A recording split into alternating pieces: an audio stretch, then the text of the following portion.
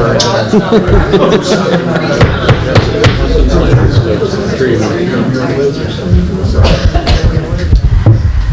evening, everyone.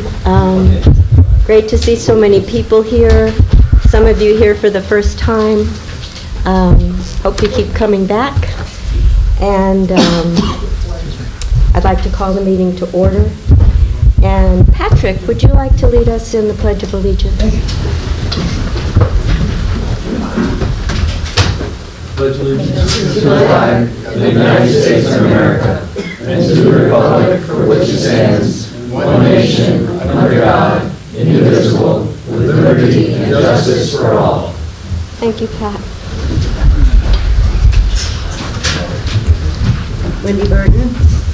I'm going to dedicate the meeting first. Okie dokie. Okay. All of you must have noticed that our flag is flying at half-staff tonight.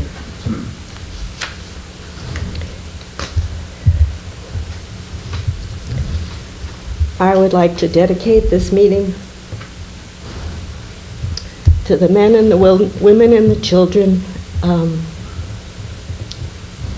in Palestine and in Israel who have been murdered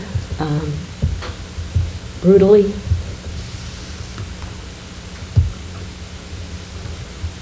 There's so many things that are upsetting in this world that we learn to live with, but this is something I find impossible to digest.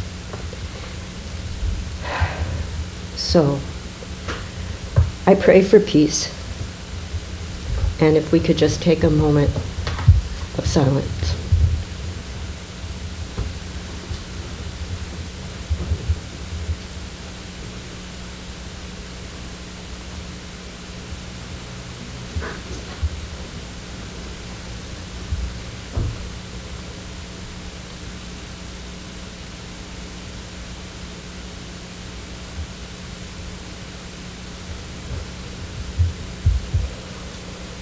Thank you. Rita, the roll call. Okay. Wendy Burton. Here. Dan Aaron absent. Margaret Fallon. Nathan Virtue. Here. Corey Flanagan. Here. I would like to add one item to the agenda, which is the tax you say the word. Certiorari. Thank you. Motion that I'm going to make at the end of the meeting, and we also will have an executive session regarding litigation, but I make a motion to approve the agenda as amended. I second that motion. Thank you. All in favor? Aye. Aye. Town board liaison reports? For anyone that wants an agenda, they're up here. Yeah. So Don't all the rush.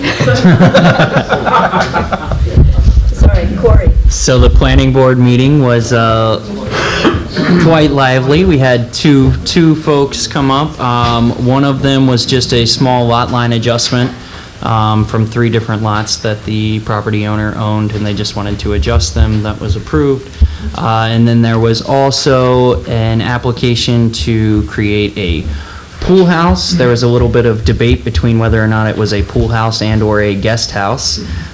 They went ahead and set the public hearing date, but it sounded like they're going to need a little bit more information for that. So And that'll be, the public hearings are the next public hearing meeting? is at the next meeting, yes. Assuming that they corral all the information that they needed to do, which they were in the process of, but. Thank you, Corey. Nathan? Sure. So from the Recreation Committee, they did not meet last night because there was some illnesses, so they decided to postpone it, but there are still some updates. Trunk or Treat is on the 27th from 5 to 7 p.m. They're going to have Butchie's Barbecue there. Even though they have barbecue in the name, they're actually going to have pizza because they have a pizza oven on the truck. The fundraising committee will also be there, so they're trying to get some volunteers and to raise funds. Excuse me. They are beginning to brainstorm some ideas for winter plans. There's still research being done for the electric for the pumps. There was one price that came in that was steeper than Lauren had anticipated, so she's waiting for another to see if it's in the same ballpark or different state altogether. The Haunches Fortress also started this weekend, and as many folks know, Saturday was pretty rainy, but Sunday turned out to be a better day, and there was a really great turnout. So they're still needing some volunteers for that. I know they need volunteers for the booth this Saturday, and then they also need some coverage on the 28th. So if there's anyone in the public that wishes to volunteer, they would love to have the help. It's really fun. You get to dress up and take money. That's it. And on that note, Margaret. The CAC also on Sunday had a fabulous event at the newly named Gary Lovett Preserve, and there was an unveiling of the beautiful new sign in honor of Gary Lovett. I think about 40 people were there. It was just very wonderful, very moving to see so many people come out to pay homage to him. For people who haven't been down to the preserve in a while, there's also a beautiful bench now by the water, also in honor of Beth Ashton. So I really encourage people to go and enjoy that preserve. And also many thanks to the Jim and the Highway Department who helped with setting up for that event and preparing things. And there's a pond in the middle of the... Is there college- still? I was hoping it had disappeared by now. From all the rain, newly formed pondette. Thank you, Margaret. The ZBA met last night and heard one application for a variance for a 41-foot front setback request by Laura Kirkpatrick, 83 Gristmill Lane, for a mudroom addition. Public hearing was set for the November meeting. The meeting was then closed. I submitted, I did speak with someone from the Duchess, with the gentleman who's the project manager on the Huns Lake Bridge detour, because many people have been asking if that is on schedule or not. Sadly, it is not. The fellows who were doing the work, the old bridge is gone. They put in new foundation and pilings, and they discovered there's a problem with the pilings. So they had to stop everything until they could figure out how to fix that problem. Today is Thursday, so they theoretically were going back to work today, and we're going to work through Saturday. Hopefully get the foundation fixed. And then there's still, they still have discussion about when, I don't know a whole lot about bridge building. Well, I know about some kinds of bridge building, but not highway bridge building. So there's questions about how cold it can be before they pour the concrete, the pavement. So they're hoping this gets finished by December, but they were not willing to confirm it because they don't know. I expressed that we were quite concerned, and citizens have approached me because they're concerned about driving on Bangalomania Road in the winter, which is just so windy and slippery. So as soon as I've asked to be kept in the loop and updated, and when I know more, everybody else will know more. I would urge, if you have computer capability, I would really urge you to sign up for my newsletter. It's the best way to get information about what's going on in town. For people who are not computer literate, we mail out printed out copies. I just signed up somebody yesterday, so we're sending 10 out a week. But if you can get on a computer, I would really urge you. It's just the best way I know to get information out. There's also a printed copy here in the clerk's office and at the library. Correct. I put a copy in Rita's office every week. So I was going to talk about how marvelous the Haunted Fortress attendance was on Sunday, but I've been preempted.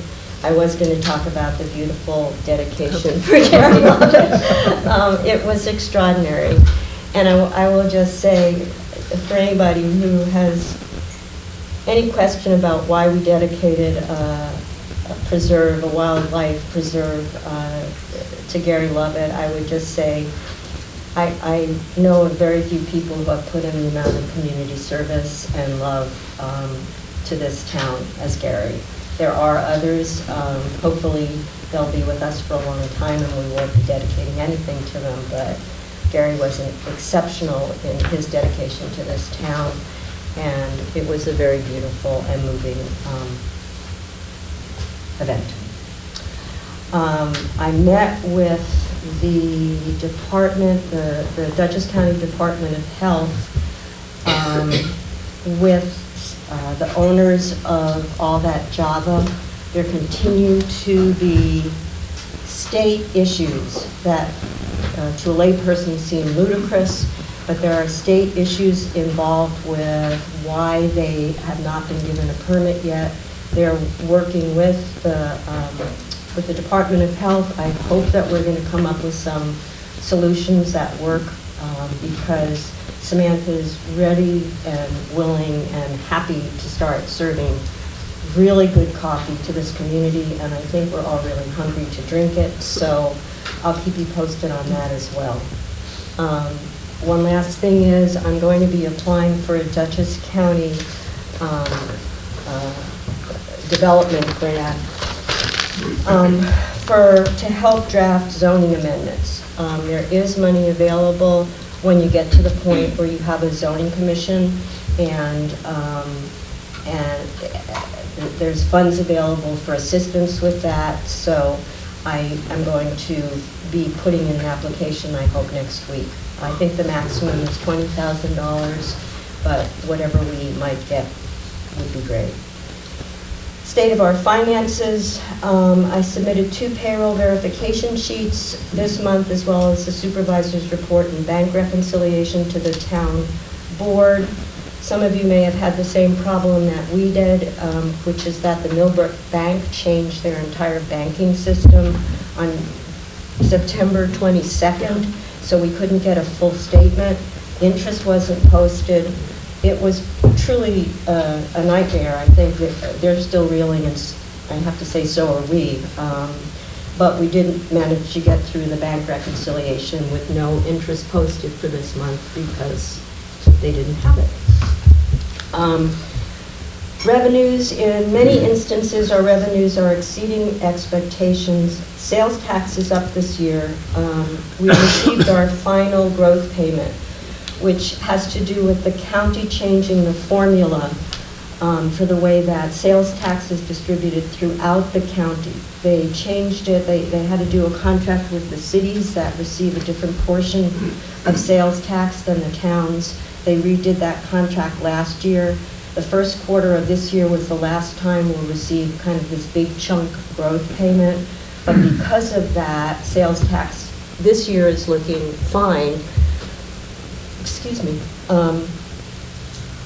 Next year, I've been advised to just put flat revenue in. I spoke with the woman who's the head of the budget office for the county, and she said, just write it flat. Don't expect any boost. So we've done that. Interest earnings are up as we're taking advantage of the 5% interest rates at New York Class right now. Disposal tickets are up. The guys are really busy at the transfer station, but the only caveat to that is so are our haulage fees are also up because we're taking away other towns' garbage, refuse. I refuse, right? The big snafu continues to be the mortgage tax revenue, which is just, it's a great challenge. Even though our building permits are coming up a bit, mortgage tax is just in the toilet. I think that has to do with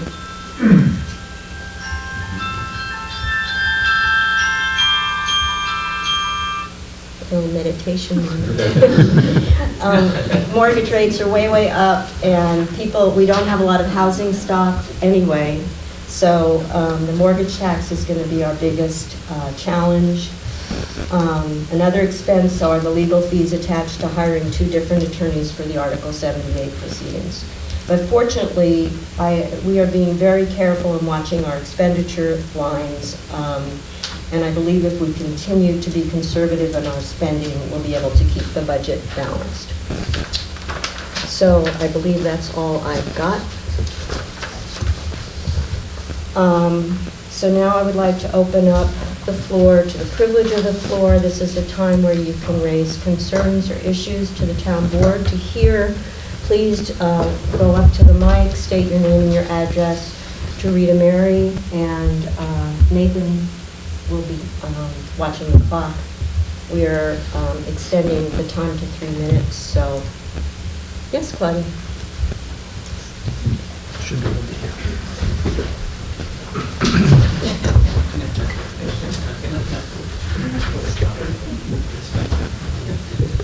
Claudia DeBellis, Charwell Drive.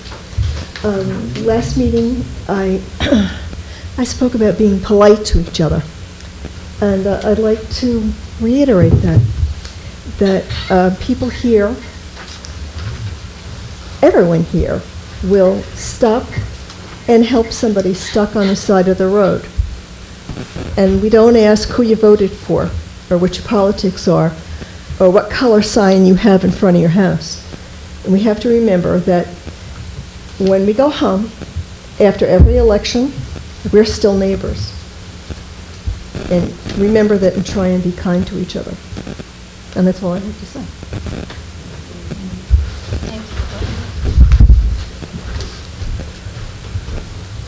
Greg.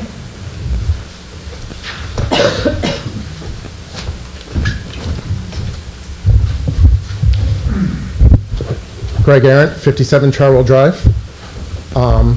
Thank you for stealing my lightning and thunder about the fortress. But I did want to report to everybody here, we did have a slow Friday, but we usually always have a slow Friday, but the first Friday, because of Ag Day, we only had 14 actors, left half the scenes open, but we only had 20 guests because of the weather over the 3-hour period. So unfortunately, we also canceled on Saturday because of the rain. But Sunday turned out to be one of our largest Sundays with 160 people coming through in 2 hours.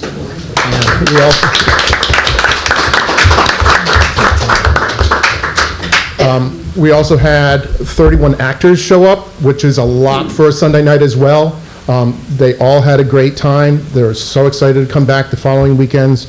We also had Pete Wing's son and granddaughter show up as well, and just to them it's walking down memory lane, which was great. And we had, let's see, Greg Spears from New Hampshire. He came down for the weekend and just helped us with final stuff, and he helped out as well being a guide.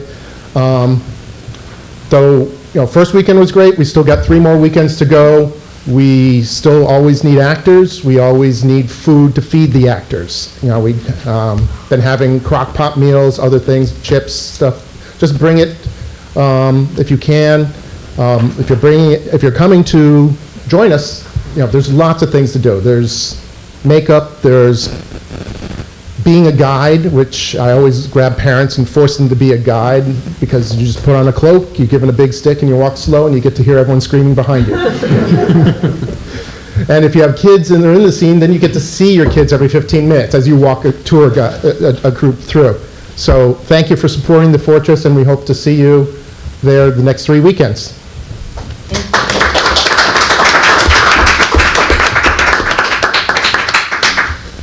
Stacy?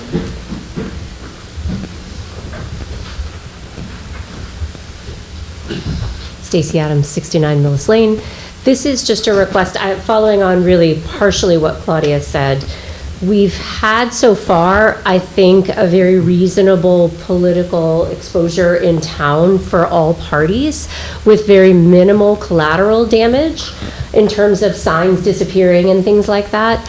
But I am going to request that maybe in your next newsletter, because we have started to see some signs disappearing this week, and also some confusion about where the appropriate places are to put signs. So for example, like not on town hall property, but on the other side of the driveway where the signs are already, like there's a county candidate sign, a legislative candidate sign at the bottom of the driveway on the right-hand side tonight, driving in. I feel probably somebody put it there who didn't know where is appropriate and not appropriate, that it's probably an honest mistake by someone who's, energetic, what's the right word I'm looking for? But there are, I mean, I think also people get confused because since the town owns the edges of every road, people sometimes think that they can put signs on the edges of a road when it looks like town property, but it's probably private property and they still need to get permission to do that. So if there could be something to help educate people about where it's appropriate to put a sign and where it's not, like the town triangle, the bank triangle, we all know that. But then also if we could please just ask for consideration. If somebody has placed a sign, whoever it is that seems to feel like they don't like it, could we all just please respectfully leave the signs? It's 3 more weeks. Stacy, do you know the locations where signs were removed? There were a couple of signs that were removed around Upton Lake, and then there were signs earlier on that were removed outside of Payos. There was permission to have signs outside of Payos. So, and if I hear of any else, I'll certainly let you know. I mean, look, it should just be a dialogue. If a sign is placed in a place that you don't like it, then it should be just, a phone call, right? So. I just want to follow up. You can, finish. I just want to follow up that. Yeah, I do have to say that. Anthony? Oh, I'm sorry. Anthony Sarnicola, 25 Huns Lake Road. If you're seeing anything like that, we should be in touch with each other, because anything else, we have, this has been one of the more civilized elections that we've had in a long time. So let's kind of keep it that way. We should be in touch. If you see anything like that, you should let me know. I'll do the same, and we can just keep it civilized for 3 more weeks, and then we can take off the gloves. Then we can get back to being neighbors again.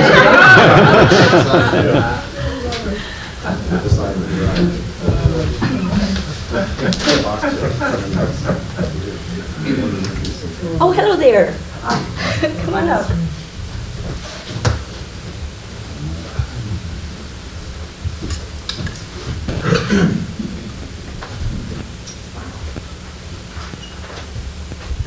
Judith McDonald, Decker Road. I just wanted to speak very briefly about verdict. Closer. Like this? Yeah. Judith McDonald, Decker Road. I just wanted to speak very briefly about support for Burdick Park, which is going in behind the bank between 82 and Huns Lake Road. And the thoughts on it is really to make it ADA compatible. We are hoping if we ever get enough money to put a pond in where the kids can fish, it will be really a totally natural area. We're going to join, or they have joined, the pollinator pathway, and there'll be walks where hopefully wheelchairs can go, or walkers, or anything else. And I just want to say that I'm on the committee, but I still wanted to support it for the record, and also say we're hoping to apply for a grant from the federal government, which would fix our parking lot off 82. It's very, very wet on the 82 side, and also build a boardwalk. Well, we had approval from Yep.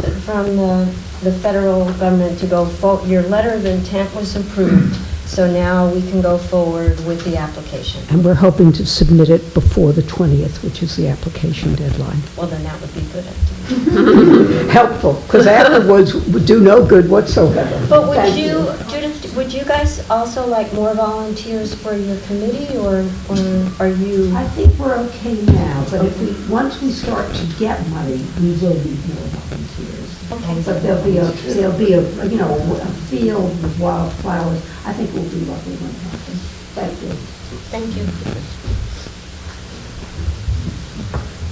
Yes, Kathy.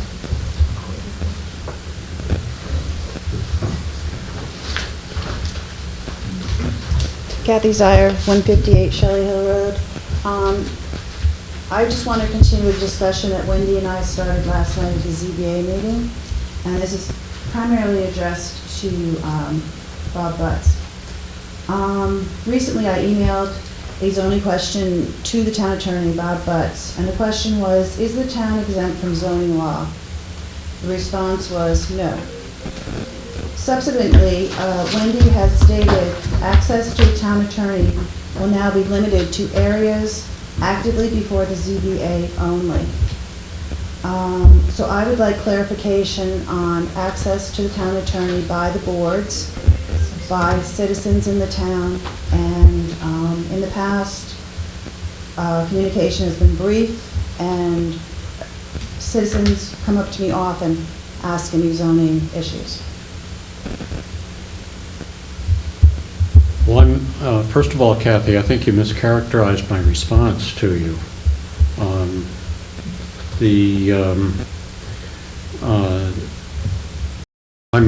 I am town attorney and provide services primarily to the town board.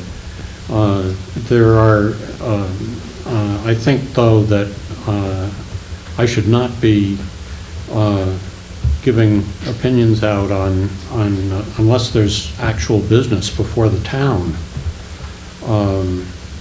Unless there's an actual issue or case that somebody's raised, or there's an application before the board. The other departments in the town have been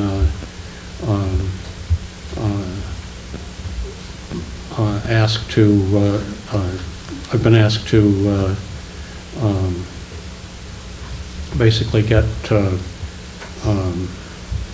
refer questions to the town board if they're asked, and if the town board wishes me to become involved, I will. In other situations, if there is an application, we have a procedure for escrows where the applicant covers the fees of the attorney for the town, as well as other experts, engineers, and so on and so forth. And in those instances, that's basically to keep the town from incurring extensive legal expenses, and to keep the budget under control. Legal expenses are a very big concern currently because of the ongoing litigation. Okay. Our DBA does not ask for escrows in any of our situations. I'm unfamiliar with that part of it for legal advice, but I can look into that. You do have the ability to do that under the code. Yeah, it's not familiar to me. Okay, thank you. I would just like to say this wasn't a sudden now, it's always been, as far as I know, the policy that if there's an issue in front of the board, council can be involved. If there's just a question, that's taxpayer money every time someone picks up the phone. And we can't do that. We can't allow private citizens have written to Bob and then been angry with me because they didn't hear back from Bob. But Bob isn't the world's attorney. We pay him to be the attorney for the town board. So it's not capricious. That's the way it's been. Is there anyone else? Then I will close privilege of the floor for now. Make a motion? No, I don't even have to. I'm just going to close privilege of the floor. New business, we need to set a public hearing date for the 2024 preliminary budget, and we're going to set that date for October 19th at 7 p.m. right here. So, Not right now. Yeah, right here, but not right now. We've had 3 budget workshops that for the very last one person attended.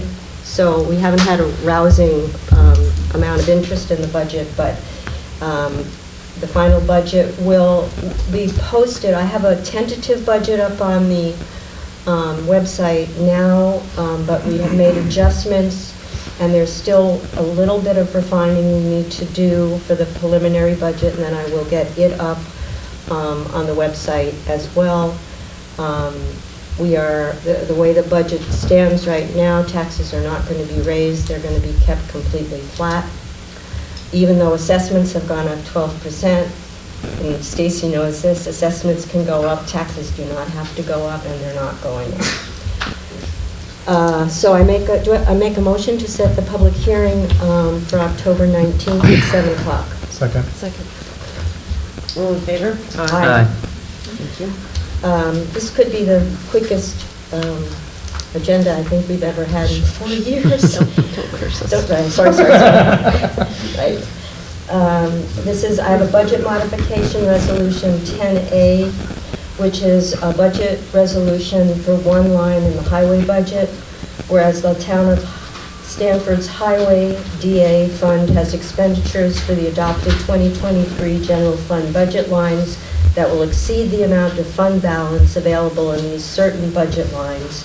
And whereas the Highway DA Fund have funds available in other lines and need to transfer such funds to provide for expenditures, now therefore be it resolved that the Town of Stanford Town Board hereby amends and transfers from and to budget lines listed for fiscal year 2023, and we are moving $11,878 from parts and 2 parts from sand. So it's an even swap. They bought more parts, they need to sand. So, have a second? Second. Wendy Burton, Yes. Ann Aaron absent, Margaret Fallon, Yes. Nathan McVirtue, Yes. Corey Clanahan. Yes. Our incredibly active and hardworking town historian, Kathy Spears, has taken on another project, which is to put together a committee to celebrate our town's 250th birthday in 2026.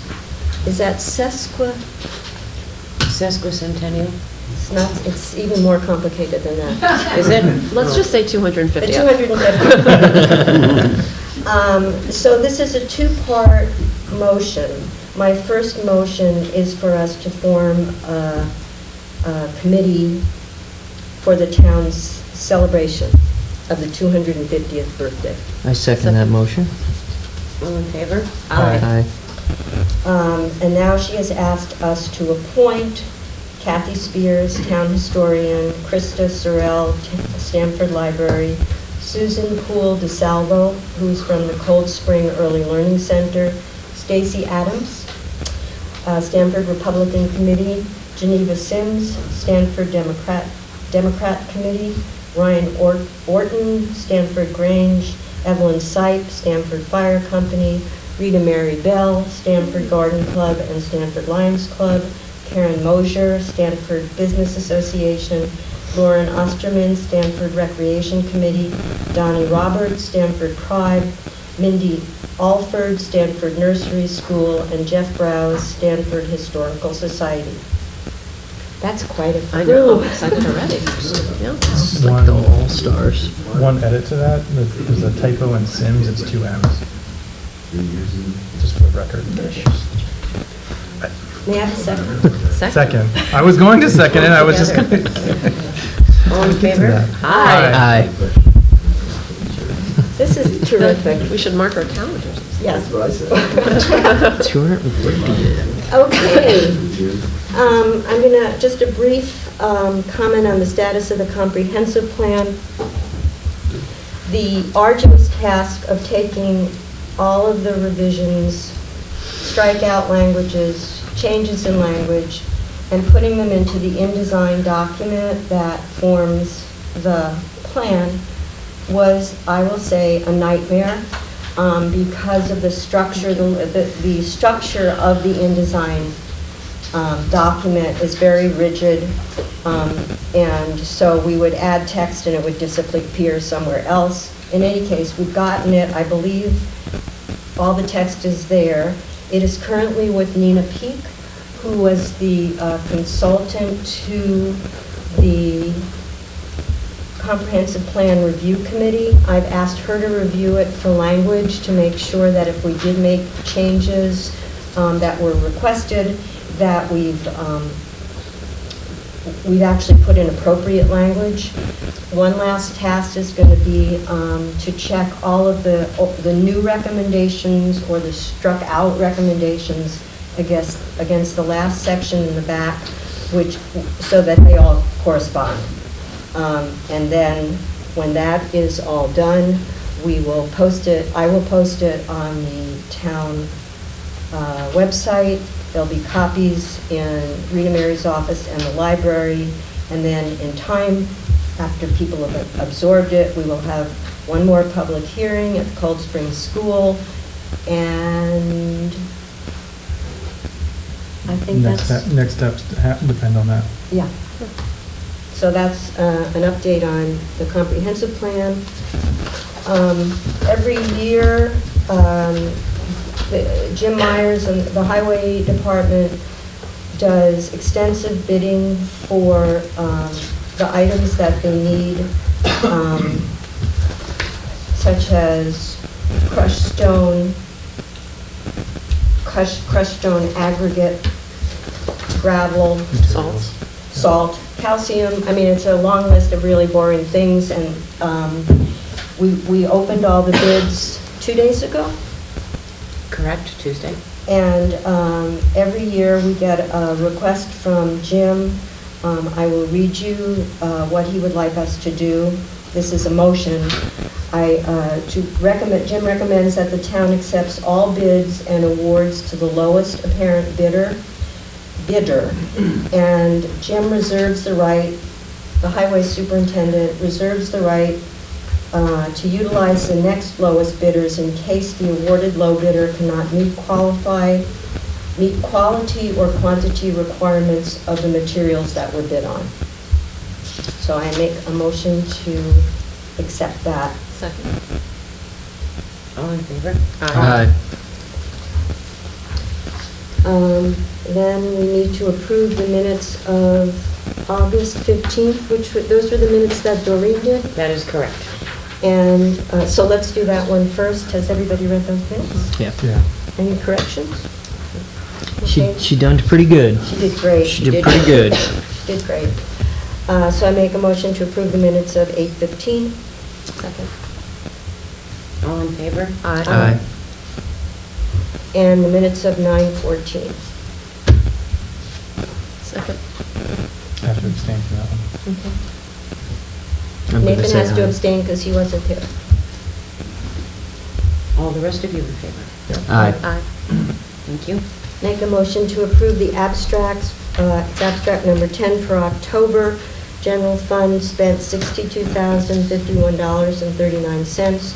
The highway fund spent $34,406.96. Bangle lights keeps coming down because of those LED lights. $887.27. And the escrow account spent $612. That's the planning board escrow. Second. Thank you. All in favor? Aye. The other item that I added was a motion, I'll explain this. We're in a situation where conflict of interest has surfaced in 2 tax certiorari cases the town assessor's office is facing. I therefore, on advice from council, recommend that the town board grants the supervisor the authority to appoint conflict counsel in instances where conflict of interest makes it impossible for our own attorneys to handle these cases.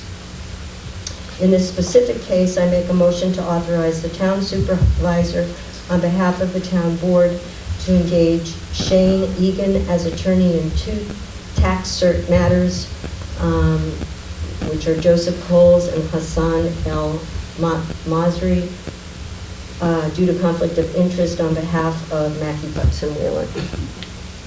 Second. Is it 2 different motions? Or is... This was an explanatory, and this is the motion.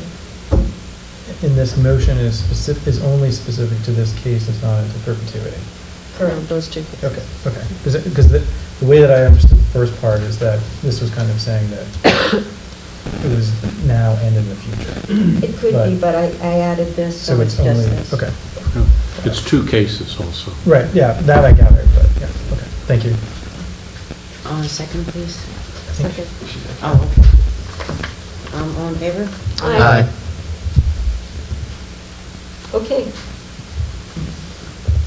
Then I would now open the second privilege of the floor. Mike?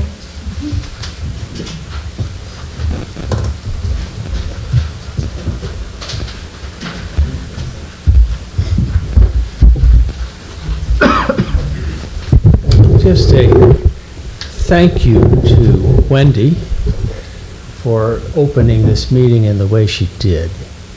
The grief that we feel about what is happening in the Middle East.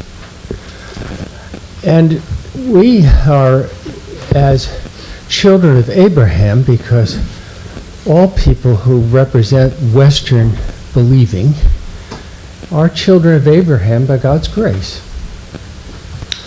We can look to voices that are not involved in the sad, sad deterioration of relationships. We can look to voices in our own town where we seem to feel more peace these days. And thanks to those who are members of both the parties. And also we can look to people who represent the faith of Abraham. Like, for instance, well, let's mention a small one, Pope Francis. And Pope Francis, this is going to be very circuitous, I'm sorry. I can tell. But it's going to take a couple more minutes. But Pope Francis wrote a wonderful encyclical about the creation and about our responsibility for it, which gets me around the circle a little farther. Oh, to the comprehensive plan. Because, and Gary Lovett, this wonderful man that we mourned not very long ago, and then celebrated at the opening of a beautiful park right there on Salt Point Turnpike. Lovely. And Gary, who gave his life loving the creation the way Pope Francis does, and said, take that seriously. And you know, Stanford is a perfect example of what that creation is. It's beautiful. And the comprehensive plan that I understand that Gary Lovett poured out his life over, amongst many other things, of course. This is a very decent plan. And I'm hoping that when we meet again at a little elementary school that's a very good one, the Cold Spring School, that we will move a step farther and be informed rather than contention bringers. Let's pass the thing. It's not perfect, but it's very good, and very good people made an effort at it. And then we will be peacemakers with the earth, not just with each other. And we will also be maybe undoing a little bit of the terrible harm that is being done all over the world where people are dying.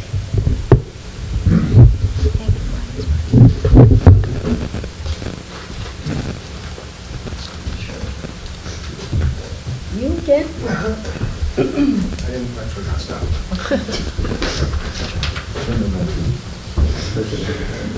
Greg Aaron. Mike's on. Greg Harrod. 11 Creamery Road, not Charwell, because that's where I've been at the Fortress last September.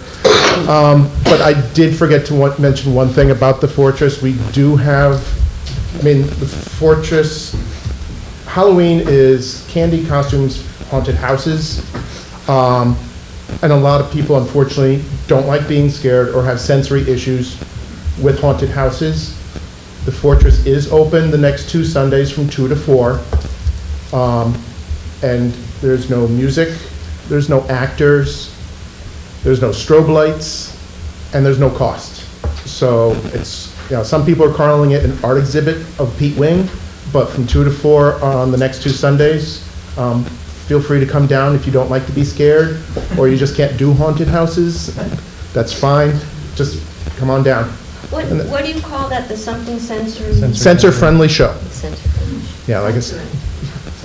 Sensory-friendly show. Thank you. Yes. Thank you. Thank you.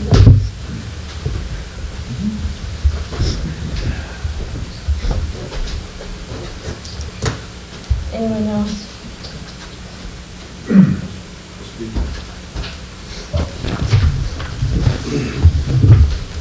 Carl Merritt, 168 Creamery Road. I know everybody wants to be nice, and I want to play nice in the sandbox as well, but there are things that we need to discuss. And I've been looking over the budgets, and Wendy, as a town supervisor, what percentage raise did you give yourself last year, you and the town board? I didn't give myself a raise at all. I recused myself from the salary discussion, the board. I don't know.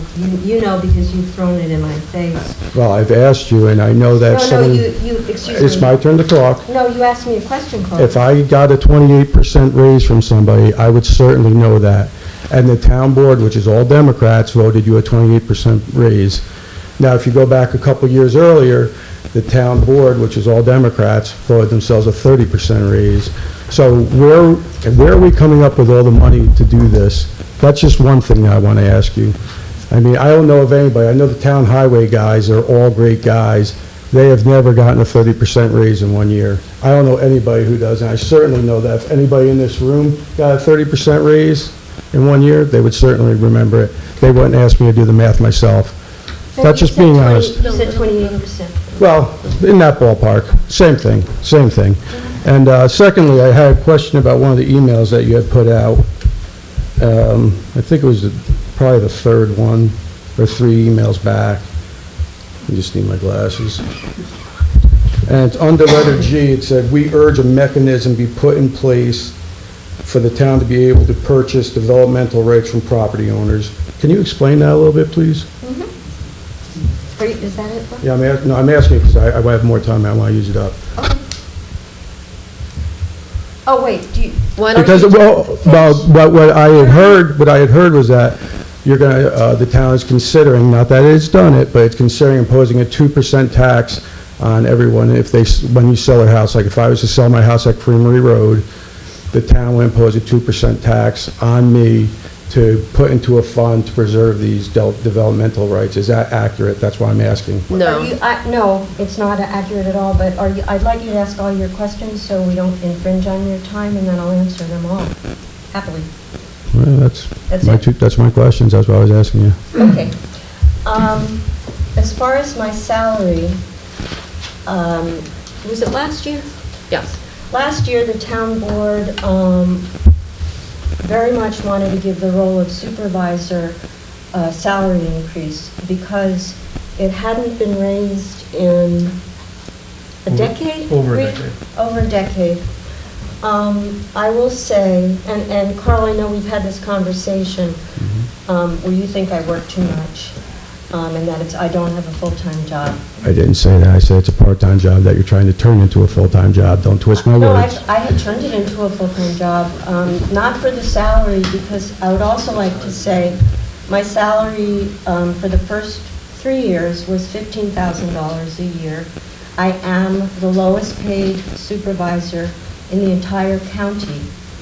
And when my salary was raised by $4,000, I am still the lowest paid supervisor in Dutchess County. The percentage could be 28%, it could be 35%.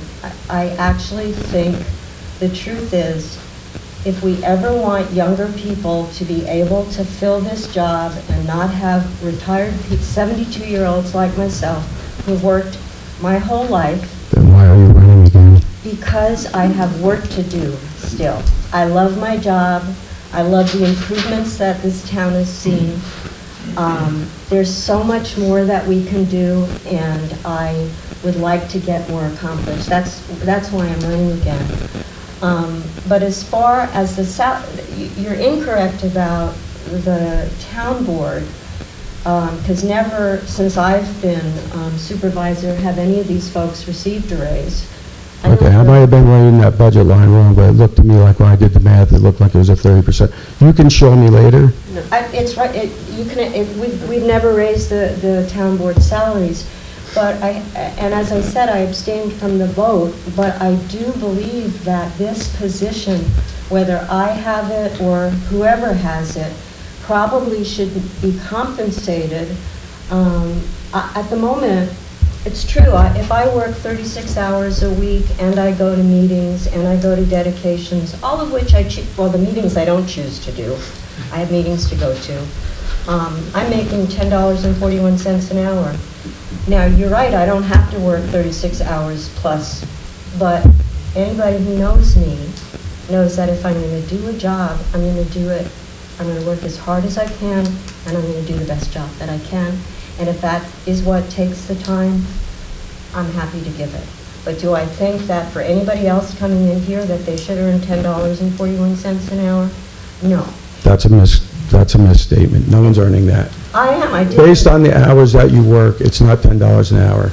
Carl, The hours that you are Carl, scheduled to work, I did. you're adding in hours that you're not scheduled to work. There is no schedule for what I'm supposed This to is do. a part-time position. It's not a full-time position. Carl, this is ridiculous. I'm working because I have work to do, and if I'm Which every sorry. other supervisor managed to do in a part-time position. And I think, Yeah, it's actually- I'm not asking you, Yeah, first of all, it is. but under this current administration, there's 7% inflation to get a 30% raise, I think is crazy.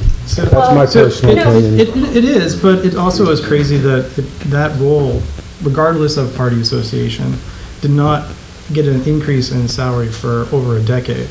And the role is a challenging one.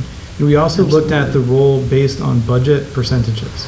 So if you look at other towns in the county, we did a comparative analysis between the percentages of basically the salary association to the budget that they were managing. And we were still the lowest. And so, right, but also the last 2 years have been terribly unique because we also have the comprehensive plan. That alone, I tracked like all my time. Last year, I spent over 100 hours working. A third of that was the comprehensive plan. So that in particular also just amped up the amount of time that people needed to dedicate, the supervisor and everyone, and people that were donating their time to work on it too. No, Carl, please stop. About the 2%. Please. ask that question. I'll answer, I'll answer the No. question. I'll answer, he No, finished his time. Do you want me to answer that? What, the PDL? Yeah. No, I'd like to. Okay, sure. The PDL is purchase of development rights. And this came up, Mark Burdick brought it up. It's been, the comprehensive plan has been a very difficult balancing act between property rights and almost everyone in the town's desire to maintain a rural character. Like those they're very difficult to balance. And I think through the years that may be one reason why there hasn't been a revision in the master plan / comprehensive plan, because it's a huge problem to tackle. It was Mark, I think, though I believe other towns, and I'd have to do the research. Red Hook. Red Hook I know does this. So one of the mechanisms that are suggested, because there are several, to create a fund that would compensate a landowner if there were restrictions placed on their property is purchasing of the development rights.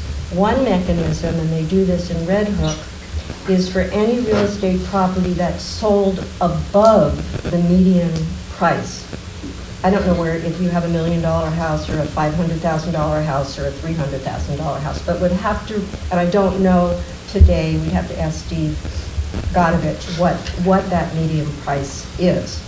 If a house is sold above that, what they do in Red Hook is they do attach a 2% fee to that sale. And yes, you as the owner of a $500,000 house would contribute 2% of that sale to a fund. Now, that's one of the suggestions. And Steve just mapped it out as an exercise to illustrate it. And Steve mapped it out as an But it's not, exercise. but it's not committed. It's just, not- we just did it as an exercise. It's an exercise. Yeah. Other ways are applying for grants. Other ways are donations. There happen to be some very wealthy landowners in this town, and I will call out Gail Bonteque, who has been very generous with gifts to the town for specific purposes. And I will not say Gail is going to contribute to this fund, but Gail, I know, is a deep believer in preservation of land. So she might be somebody who would contribute to that fund. And again, it's one suggestion. PDLs are one suggestion in a plan that has many recommendations or suggestions. And it doesn't suggest, it suggests PDLs, but it doesn't suggest the method in which to secure the funds for it. So that's the other thing about it, is that it is saying that that's something that should be explored, but it doesn't say the mechanisms on how to do it. Can I also clarify? Yes. So the median cost right now in Dutchess County is about $500,000. When we were in the workshops, what we talked about was creating a mathematical formula. And again, we threw out different possibilities and no formula has been set. But a future town board could say, if that is the median, then it would not certainly be every home in Stanfordville. We could say if a home is 40% over median. So if we're talking about the sale of a home that is $10 million in Stanfordville, they would pay 2%. If a home or a sale is below $1 million, nothing. That's what it would be based on. So not every home, and usually towns who have this, again, they look at the median and then they say some percentage over median. If I can just say something as well. I hear your concerns, but I would just like to say that I can assure you that no one that is up here is doing it for the money. They're doing it for the love of the community. Regardless of the pay raise, it's still peanuts. It's not a living wage.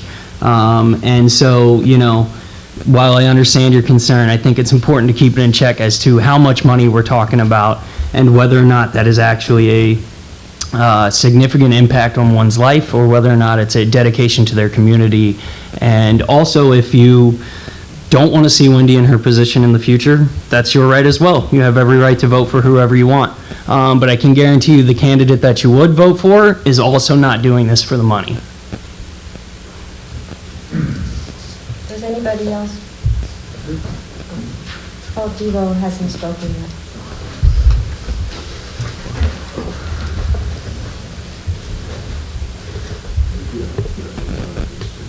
Thanks. Devo Martini, Cheerleader Road. We're going to talk about leadership. This town board is supposed to be leaders, I assume. But it's come to my attention, members of this board have accused me of being a racist. This started in February of this year. It's been ongoing all summer long.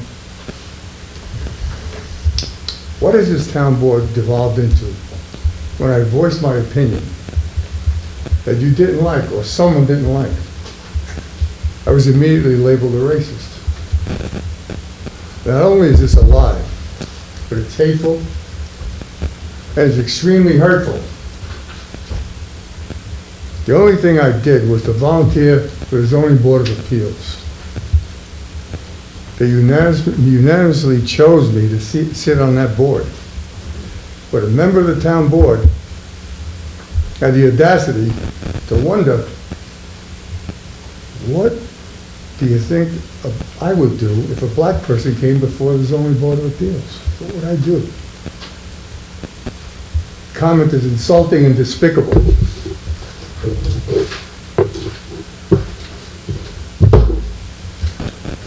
The town board member also stated that I provoked a fight at a school board meeting, more lies. But I wonder where that came from, that particular lie. I approached the supervisor 2 times this year, requesting a retraction along with an apology. I received neither. You're supposed to be leaders, and part of leadership is admitting your mistakes and addressing those mistakes and explaining how the mistakes happened and correcting it. Last March, I gave you this advice. Treat others the way you would like to be treated.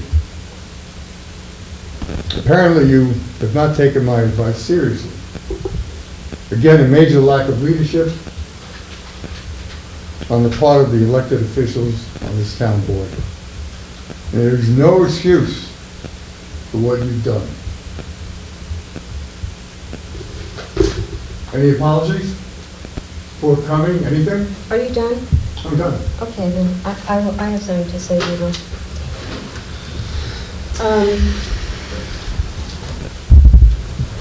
6 months ago, or maybe it's 7 months ago, the town board had to vote on whether or not to appoint Mr. Martini to the ZBA board. I left a message for the ZBA chairwoman explaining that I didn't have the votes to appoint Mr. Martini to the board. I said I would vote for Mr. Martini, but I didn't have the votes. And then I tried to explain what the feelings were for some members on the town board, which prevented them from being able to vote for Mr. Martini. Mr. Martini was never called a racist, but what was said was it was believed by board members that he had used racist language. I said I would vote for Mr. Martini. Months go by. 7 months, 6 months, 6 months, because a month or two ago, Mr. Martini called me at my office and said he would like to make an appointment to come see me. And I said, sure, come on in. When do you want to come? 11 o'clock. Devo shows up along with 2 members of the Stanford Republican Committee, Jack Evans and Adrian. I was shocked, I have to say, because I didn't realize we were having a group meeting. I thought Devo wanted to talk to me. But I invited them in, and Devo accused me of calling him a racist. I said, I never called you a racist, and if I thought you were racist, I wouldn't have voted for you. And he said, you called me a racist. It went back and forth a few times. And then Devo nodded to Adrian, and she played a recording of the message that I had left for the chair of the ZBA 6 months before, trying to explain why I didn't have the votes to get Mr. Martini appointed to the board. So, my question is more, why did that voicemail get released? To what end? Devo also said to me that people were coming up to him in the street saying that I had called him a racist. So again, I never called Devo a racist. If I thought Devo was a racist, I wouldn't have voted for him. I am not responsible for what anybody else thinks but myself. And I am not responsible for that voicemail message left in February to have been released to the public. I'm so sorry. It just turns off, I don't know why it's... So I think if an apology is needed, Devo, you might ask for the person who released that message to apologize to you for having done that. You're done. But, I'm done? yeah, I mean, your 3 minutes are done. You asked me for a response, and I'm giving it to you, and it's very painful to be doing this, because quite frankly, this whole scenario feels to me like one of the most political things that have been done in this town since I've been on the board, perhaps the most political. And that's all I have to say. Is there anybody else who would like to speak? Anthony.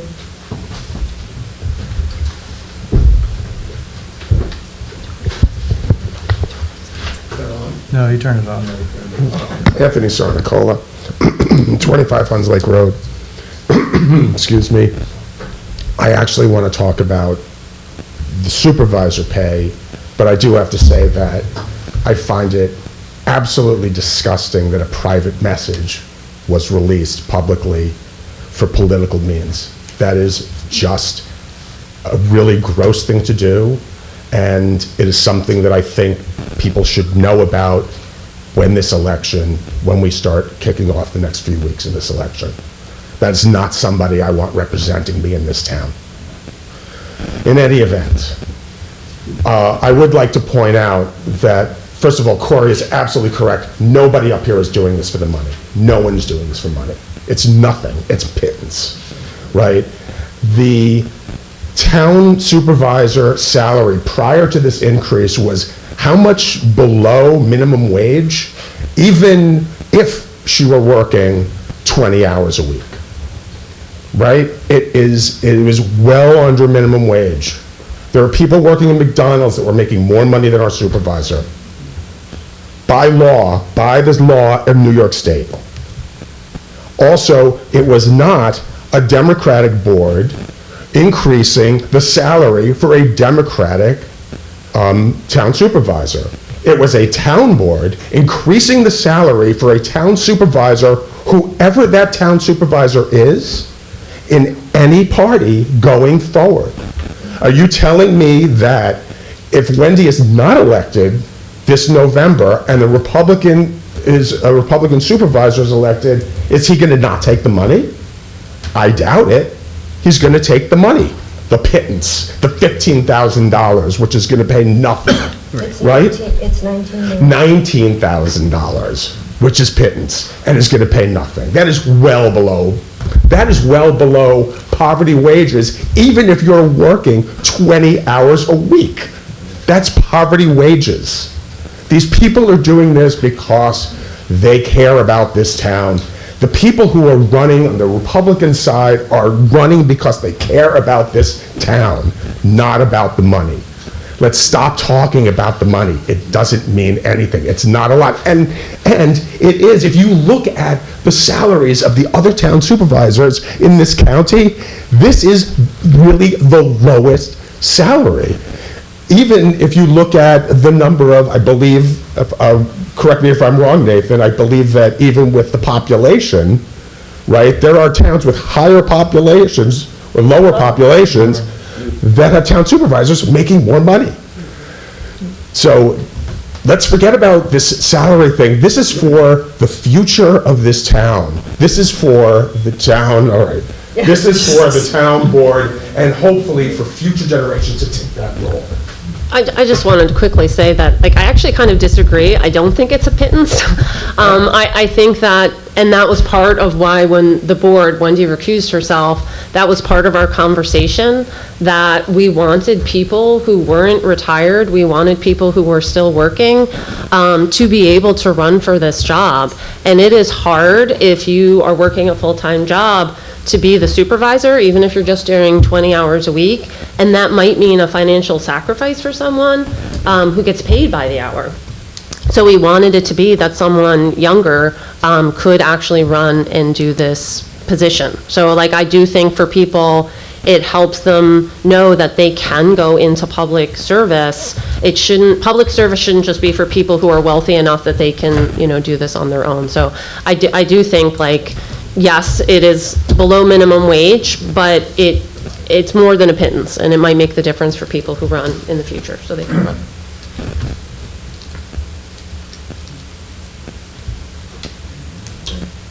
Yes, Jim.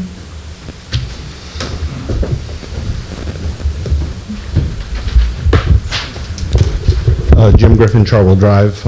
I just want to make note that this is the first government meeting I've been in where somebody's been accused of working too hard for us. I'd like to thank you for working hard for us, Wendy, when you don't have to, for hours you're not being paid for. I'd like to thank you for bringing this town back from the damage done by Ed D'Agostino and Norton and hiding money to make it look like we were getting tax cuts for years. This was found by the state audit. Thank you for the work you've done. Thank you for the work the board's done.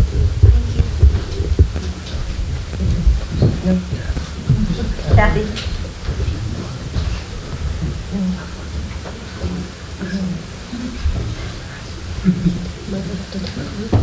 Kathy Zier, 158 Shelley Hill Road, and I am the chairperson that received that message from Wendy back in February.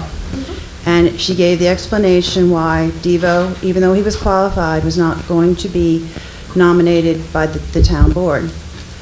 She inferred that his racist comments, that the town board was concerned if a black person should show up before the ZBA, and that he had a horrific behavior at a town board meeting, at a school board meeting when police were called. I relayed this information to our board, why he wasn't nominated.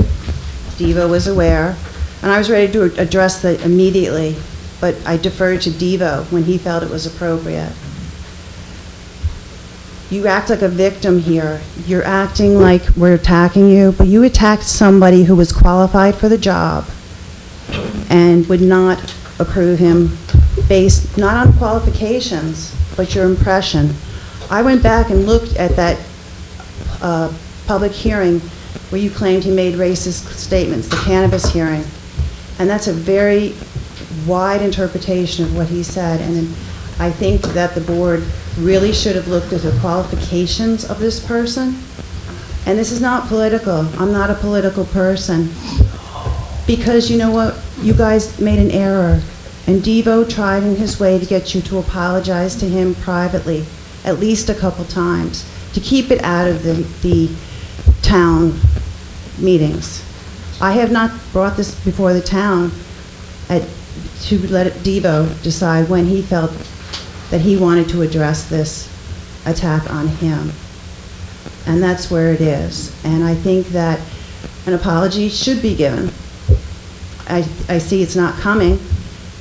And I think in our future nominations or appointments, whatever, the ability for the person who is respected in town, who participates in organizations, that should have more of a concern than the comments that were made to me. And this was not a confidential phone call. This was not made on, it was made to me personally on my personal phone. This is not done on town phones. This is not done on town emails where there is confidentiality. But I just want everybody to know, that this was extremely disturbing to hear that that was the reason he was not appointed. Thank you, Kathy. I do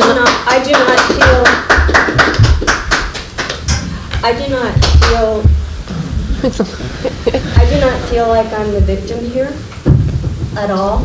I feel that this is very sadly very political, as this is something that happened last February. I do resent the fact that, as I have said ad nauseum, I was very ready to vote for Devo. Do I think Devo was the only qualified candidate? Absolutely not, because we sent, there were 4 candidates. There was a real estate attorney, a zoning attorney. I mean, there were people that had tremendous experience that your board didn't feel would fit in well with their board. But all of that is really not the point. I do not feel like a victim. I feel that this was politically timed. I'm entitled to that opinion. And as I continue to say, I told Devo I would vote for him, and I did vote for him. Yeah, can I actually, because I think this is kind of an example where Wendy said she's not good at building literal bridges, but political bridges. Wendy did vote for him. I am the only person on the board who voted against him. And I certainly, the video was taped, everyone can look at the meeting. I never said anything personally offensive about him. I said I did not think he was the best person for the job. I said that I didn't think that he necessarily had the best skills with working with the public. I think I did say something along those lines. The meeting was very heated. There was a lot of back and forth. Again, if you look at the video, I think several times Wendy and I asked people to be very careful about what they said about an individual, that an individual applying for a position had a right to privacy. And I don't think anyone at that meeting mentioned the school board meeting. The cannabis meeting did get very heated. Kathy, you found that was on our website, the cannabis? Yeah, the video, okay. So if you watch that meeting, that was very heated, and there were a lot of comments that were made after his remarks. So yes, so I would say that if people are angry, I am the only one who voted no. Wendy did vote yes. And Wendy certainly did not make any negative comments about his character. Can I just clarify that, though? Anne abstained. Yes, and Nathan did was not at the correct. meeting. Yes, correct, yeah. So, does anybody else have anything to say, or then I'd like to close privilege of the floor. I second that motion. I want to thank everybody for coming. I appreciate seeing this many people come out for town hall meetings, especially the students who really got earfuls tonight. I can't wait to read some of those reports. Wait, why don't we sign those before we go into executive? So we'd like to sign those. We're going to go into executive session to discuss litigation. Thank you, everybody, for coming.